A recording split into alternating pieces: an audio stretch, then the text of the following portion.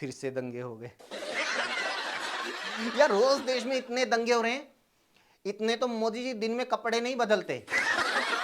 देश में इतने दंगे हो रहे हैं, इतने तो मोदी जी झूठ नहीं बोलते। रोज इतने दंगे हो रहे हैं, इतने तो डोनाल्ड ट्रंप अपने बयान नहीं बदलते। मैं तो कहता हूं कि सोशल मीडिया पर इतने पंगे नहीं होते जितने देश में दंगे होते हैं। जब करने को नहीं है काम धंधा, आओ मिलकर करे दंगा। यार इतनी जल्दी तो ना मैगी तैयार नहीं होती जितनी जल्दी इंडिया में दंगे का माहौल तैयार हो जाता है। अब कुछ लोग कहेंगे कि दंगे जैसे सेंसिटिव इशू के ऊपर हंसने की क्या बात है, तो मैं कहूंगा चलो बैठकर रोने लगते हैं, फिर दंगे रुक जाएंगे। नहीं ना, तो फिर हंसते हैं। इस बार महाराष्ट्र के नागपुर में दंगा हुआ है। ये शॉकिंग न्यूज नहीं है, ना ना ना ना ना। शॉकिंग ये है कि महाराष्ट्र में डबल इंजन की नई सरकार बने हुए 3 महीने से ज्यादा हो चुके हैं, फिर भी दंगा होने में इतना टाइम लगा।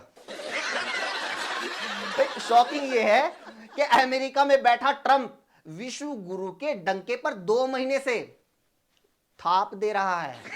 भारत की स्टॉक मार्केट खून पीने वाली डायन बन चुकी है। भाई रुपया सूखे कुएं में कूदकर अपनी जान दे चुका है। इन्वेस्टर्स अमृतकाल का ढोकला फाफड़ा छोड़कर चाइना की चाउमीन खाने भाग रहे हैं। अरे छावा मूवी को रिलीज हुए 1 महीने से ज्यादा हो चुका है, फिर भी दंगा होने में इतना टाइम लगा।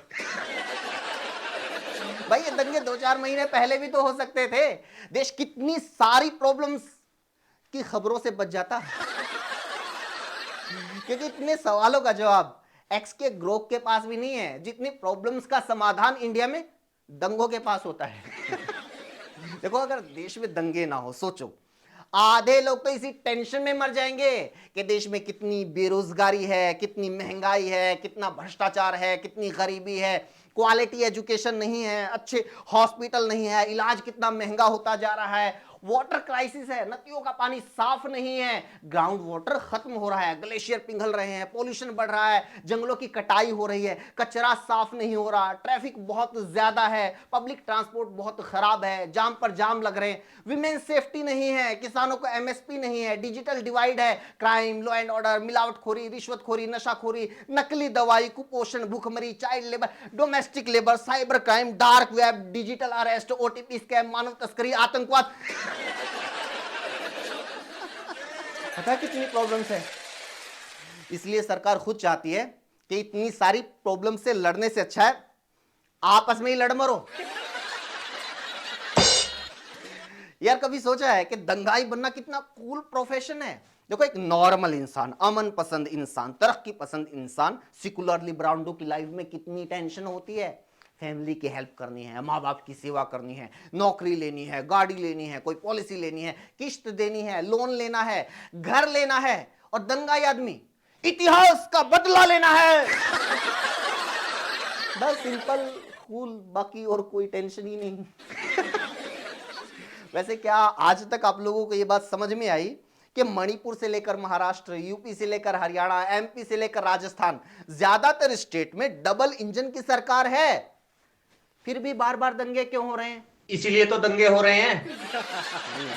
मतलब सेंटर में मोदी की सरकार बना दी, लगभग हर स्टेट में बीजेपी की सरकार बना दी, राष्ट्रपति, प्रधानमंत्री, सेना प्रमुख, गृह मंत्री, रक्षा मंत्री, हवलदार और चौकीदार तक हर जरूरी पोस्ट के ऊपर हिंदू है, लेकिन फिर भी खतरे में कौन है? हिंदू। एग्जैक्टली। और खतरा किससे है? 1707 यानी 300 साल पहले जो औरंगजेब मर चुका है उसकी कब्र से। भाई नागपुर में जो दंगा हुआ उसकी जड़ में यही है। कुछ बीजेपी वालों और हिंदू संगठनों का यह कहना है कि देश से औरंगजेब की सारी निशानी हटा देनी चाहिए, उसकी कब्र को तोड़ देना चाहिए, इतिहास से उसका नामो निशान मिटा देना चाहिए। मैंने कहा ठीक है, मिटा दो, मिटा डालो, फिर इतिहास में लिखोगे क्या? छत्रपति शिवाजी महाराज के बारे में, संभाजी महाराज के बारे में? मतलब वो लोग लड़ किससे रहे थे? अक्षय खन्ना से। भाई चाहते क्या हो कि सीधा इतिहास में ये लिखा जाए कि 2025 में मोदी जी ने किसी का नामो निशान मिटाया था। मतलब था कोई, जिंदा नहीं था, उसकी कब्र थी, पता नहीं अच्छा था या बुरा। हाँ, लेकिन मोदी जी ने किया तो कुछ सोचकर ही किया होगा। समझ रहे हो आप लोग? आजकल ऐसी ऐसी बातों पर दंगे हो रहे हैं जिसका कोई मतलब नहीं है। इसलिए मेरे एक फेसबुक दोस्त है भूपेंद्र सिंह, उन्होंने सही लिखा है, धार्मिक दंगों को भारत में राष्ट्रीय खेल घोषित कर देना चाहिए। सरकार को ना हर साल दंगों का ओलंपिक आयोजित करना चाहिए। दंगाइयों को हमारी जो प्राचीन लड़ाई के स्टेडियम है, पानीपत, कुरुक्षेत्र, वहां लाया जाए, उन्हें खूब हथियार दिए जाए ताकि वो तसल्ली से आपस में लड़ सके और अपने अपने धर्म की रक्षा कर सके। मैं गारंटी देता हूं ये टूर्नामेंट आईपीएल से ज्यादा हिट होगा। अभी तो लोग सिर्फ ड्रीम 11 बना रहे हैं, दंगों का ओलंपिक हुआ ना तो ड्रीम 11,000 बनानी पड़ेगी। ड्रीम 11 तो अपनी एड के लिए अभी सिर्फ जो क्रिकेट खिलाड़ी है और बॉलीवुड स्टार हैं उनको अफोर्ड कर पा रही है।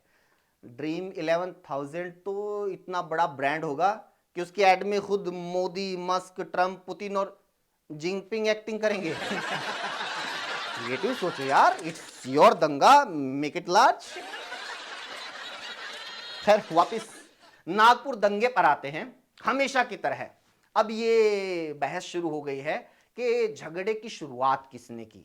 अब टीवी वाले एंकर बताएंगे कि देखो मुस्लिम संगठनों ने शुरुआत की, यूट्यूब वाले पत्रकार बताएंगे कि नहीं शुरुआत तो हिंदू संगठनों ने की, वो कहेंगे शुरुआत तो छावा मूवी से हुई, ये कहेंगे कि शुरुआत तो औरंगजेब से हुई थी, वो कहेंगे पहले मुसलमानों की भावनाएं आहत हुई, ये कहेंगे कि पहले हिंदुओं की आस्था पर चोट पहुंची। हम क्या कहेंगे?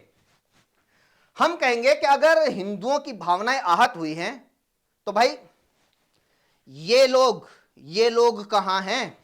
दंगा करने के लिए इन नेताओं के बच्चे सड़कों पर क्यों नहीं उतरे? क्या ये लोग, इनके बच्चे हिंदू नहीं हैं? अगर मुसलमानों की भावनाएं आहत हुई हैं तो भाई ये लोग कहां हैं?